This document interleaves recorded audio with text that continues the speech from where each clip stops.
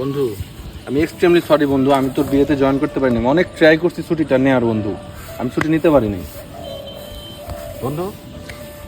কি রে বন্ধু, আমি দেশে আসলাম, তুই আমার একটা খোঁজ নিলি না, একটা ফোন পর্যন্ত দিলি না। আমি তোকে এতবার ফোন দিলাম, তুই আমার ফোনটা ধরলিও না, আবার আমার বাসায় আসলি না। তুই কি আমার উপর এতটাই রাগ করছিস? কি হয়েছে তোর বন্ধু? কোনো কথা বলতেছিস না কেন? কি রে বন্ধু, আমি কি এত বড় ভুল করে ফেলছি? তুই আমার সাথে কথাই বলতেছিস না, কিছু তো বল। আরে কাউসার ভাই, আপনি বিদেশ থেকে কবে আসলেন? এই তো রিসেন্ট আসছি। তো ওর কি হয়েছে? ওর সঙ্গে আমি এতক্ষণ ধরে কথা বলার চেষ্টা করতেছি, আমার সাথে কোনো কথাই বলতেছে না। আপনি কিছু জানেন না? না দীপ, কি হয়েছে? আসলেই কিছু জানেন না? না, তুমি বলো তো কি হয়েছে। ভাই তাহলে শোনেন, আবু ভাই তার ফিয়ান্সিকে নিয়ে গিয়ে শপিং করে ফেরার পথে একটা অনেক বড় সড়ক দুর্ঘটনা হয়। সেই সড়ক দুর্ঘটনাতে তার ফিয়ান্সে মারা যায়। আবু ভাইকে বাঁচানো গেলেও তার স্মৃতিশক্তিকে আর ফেরানো সম্ভব হয়নি। তাই তারপর থেকে না কাউকে চেনে, না কারোর সাথে কথা বলে। আচ্ছা ভাই থাকেন, আবু ভাই খাওয়ানোর সময় হয়ে গেছে। আবু ভাই আসো।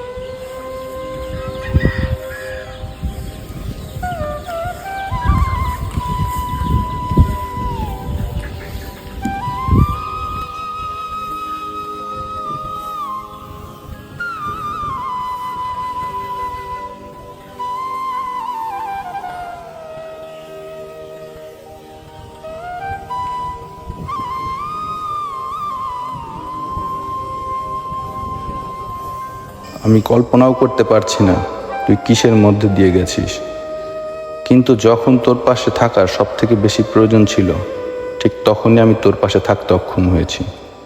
আর এই অক্ষমতাটাই আমাকে আজীবন পোড়াবে।